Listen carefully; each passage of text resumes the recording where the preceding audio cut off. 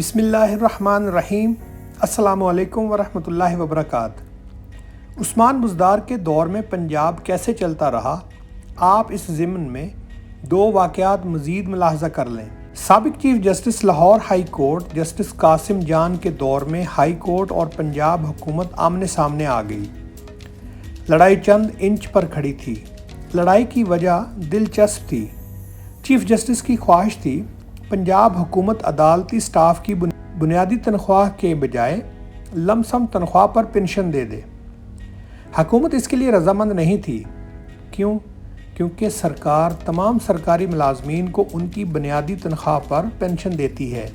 آپ اس ایشو کو اس طرح سمجھ سکتے ہیں، آپ ایک سرکاری ملازم ہیں، آپ فرض کریں آپ کی بنیادی تنخواہ 1 لاکھ روپے ہے، لیکن آپ کو ملتے 3 لاکھ روپے ہیں۔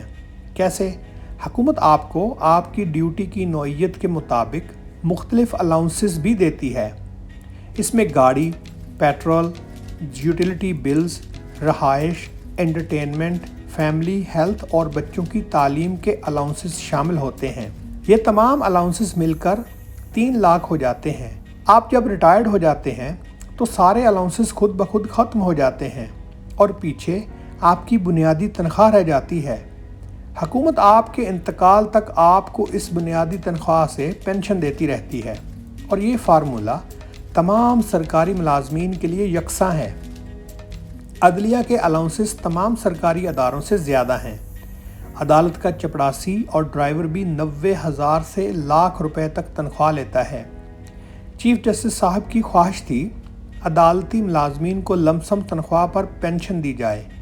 یوں چپڑاسی سے لے کر چیف جسٹس تک تمام عدالتی ملازمین کی پینشنز میں 4 گنا اضافہ ہو جاتا۔ فنانس سیکرٹری کا جواب تھا، ہم اگر عدالتی عملے کے لیے فارمولہ تبدیل کرتے ہیں تو پھر ہمیں تمام سرکاری ملازمین کو یہ سہولت دینا ہوگی۔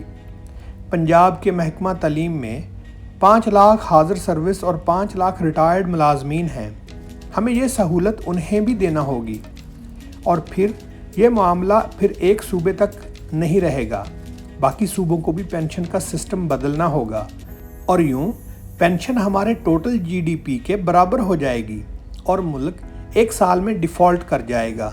وزارت خزانہ کا تخمینہ تھا، ہم اگر یہ اجازت دے دیتے ہیں تو پنجاب کو فوری طور پر 900 ارب روپے کی ادائیگی کرنا پڑے گی، اور یہ کسی طرح ممکن نہیں تھی۔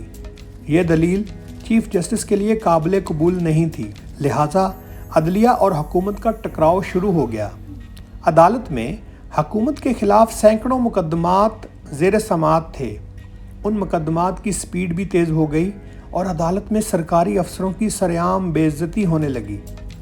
سیکرٹریوں نے چیف سیکرٹری سے وزیر اعلیٰ کو مطلع کرنے اور مسئلے کا حل تلاش کرنے کی درخواست کی۔ جواد رفیق اس وقت چیف سیکرٹری تھے۔ چیف سیکرٹری نے وزیر قانون راجہ بشارت سے درخواست کی، سر ایشو سیریس ہے، ہمیں فوری طور پر وزیر اعلیٰ سے مل کر کسی سلیوشن کی طرف جانا ہوگا۔ راجہ بشارت نے یہ سن کر کہکہا لگایا اور کہا، جواد صاحب، وزیر اعلیٰ سے ملنے کا کوئی فائدہ نہیں، آپ ان کا دیا ہوا حل سن کر اپنے سر پر مکہ مار لیں گے، آپ خود ہی کوئی نہ کوئی حل نکالیں۔ جواد رفیق کا جواب تھا، سر یہ میری اوقات سے بڑا کام ہے، میں یہ مسئلہ خود حل نہیں کر سکوں گا۔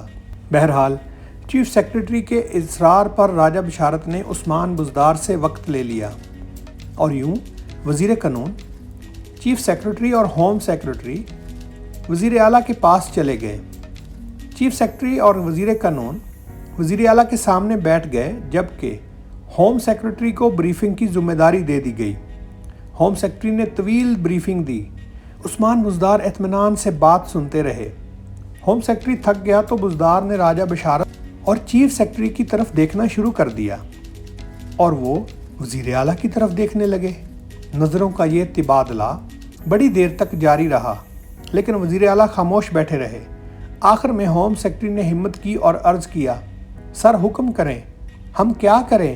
عثمان بزدار نے چند لمحے سوچا اور پھر کہا، سیکرٹری صاحب گھر جائیں، 2 نفل نماز پڑھیں اور یہ معاملہ اللہ پر چھوڑ دیں، اور اس کے ساتھ ہی یہ میٹنگ ختم ہو گئی۔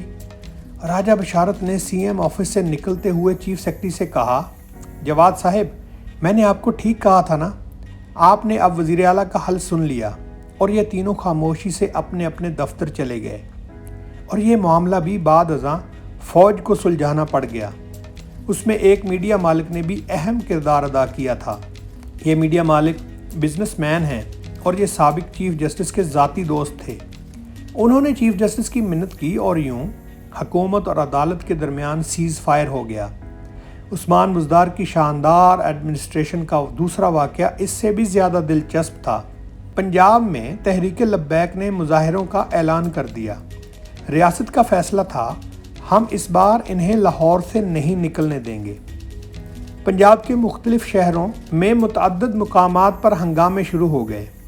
سڑکیں، چوراہے اور موٹر وے بند کر دی گئی۔ لاہور کے بیڑی چوک میں مسجد کے سامنے حالات زیادہ کشیدہ تھے۔ ہوم سیکرٹری نے چیف سیکرٹری کو مشورہ دیا، سر، ہمیں رینجرز بلا لینی چاہیے۔ چیف سیکرٹری رینجرز نہیں بلانا چاہتے تھے۔ ہوم سیکرٹری کا خیال تھا، اگر ہم نے آپریشنز کیا تو لوگ مریں گے اور ہم کل عدالت میں دھکے کھائیں گے۔ ہم رینجرز طلب کر لیتے ہیں، لوگ رینجرز پر حملہ نہیں کرتے، اور دوسرا، ان کے خلاف پرچہ بھی نہیں ہو سکتا۔ یوں ہم سب بچ جائیں گے اور صوبے میں امن و امان بھی ہو جائے گا۔ چیف سیکرٹری اور ہوم سیکرٹری نے وزیر اعلیٰ سے رابطہ شروع کر دیا، لیکن وزیر اعلیٰ غائب تھے۔ CM کے ذاتی سٹاف سے منتیں کر کے عثمان بزدار سے فون پر رابطہ کیا گیا۔ وزیر اعلیٰ کا جواب تھا، میں نے کمیٹی بنا دی ہے، کمیٹی جانے اور TLP جانے، آپ اپنا فیصلہ خود کریں، میں سونے جا رہا ہوں، مجھے ڈسٹرب نہ کیا جائے۔ اور وہ اس کے بعد سارے فون بند کر کے سو گئے۔ یہ آپریشن جتنے دن چلتا رہا، وزیر اعلیٰ غائب رہے۔ وزیر اعلیٰ کیوں غائب رہے؟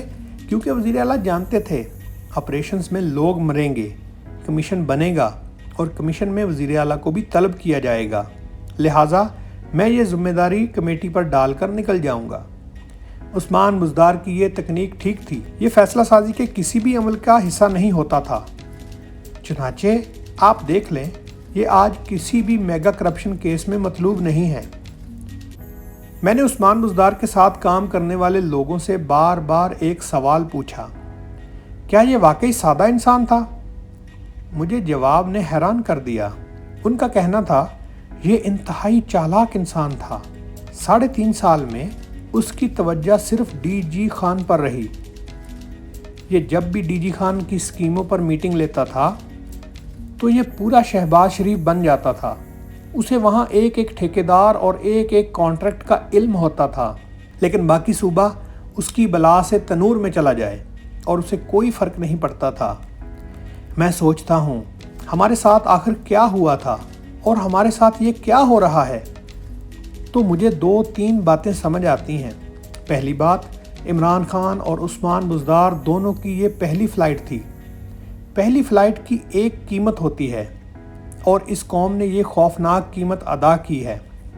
دوسری بات، اس ملک کے DNA میں پاگل پن کی حد تک جذباتیت تھی، اور اس پاگل جذباتیت کو اب ایک لیڈر مل گیا ہے۔ چنانچہ آپ اس کا نتیجہ دیکھ لیں۔ آج اس ملک میں عقل کی بات، دلیل اور ریزن فوت ہو چکی ہے۔ آپ کسی فورم پر عقل کی بات کر کے دیکھ لیں، لوگ آپ کے گلے پڑ جائیں گے۔ میرا دعویٰ ہے، آج اگر عمران خان بھی عقل کی بات کریں تو ان کی ٹرولنگ بھی شروع ہو جائے گی۔ کیوں؟ کیونکہ عقل اس ملک میں فوت ہو چکی ہے۔ مشہور زمانہ خلیفہ ہارون رشید نے اپنے زمانے کے درویش بہلول دانا سے ایک بار پوچھا تھا، اللہ تعالیٰ جب کسی قوم سے ناراض ہوتا ہے تو وہ کیا کرتا ہے؟ بہلول نے ہنس کر جواب دیا، اللہ اس قوم کی مت مار دیتا ہے۔ اور آج یقین کریں، ہماری مت ماری گئی ہے۔ ہمیں سامنے کھدے ہوئے گھڑے بھی نظر نہیں آ رہے۔ ملک کی حالت یہ ہے، ہماری انرجی سیکیورٹی زیرو۔ ہمیں آج فنسائل نہ ملے تو 4 دن بعد پورے ملک کی بجلی بند ہو جائے گی۔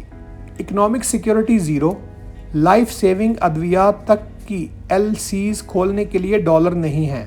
فوڈ سیکیورٹی زیرو، لوگ آٹے کے لیے ایک دوسرے کو کچل رہے ہیں۔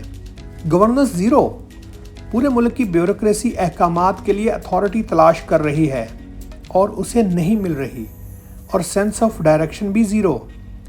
قوم جانتی ہی نہیں یہ کس کھائی کی طرف دوڑ رہی ہے، اور جو شخص اس ساری صورتحال کا ذمہ دار ہے اور جو روز ڈوبتی کشتی کے پیندے میں سوراخ کر رہا ہے، وہ اس وقت ہیرو ہے۔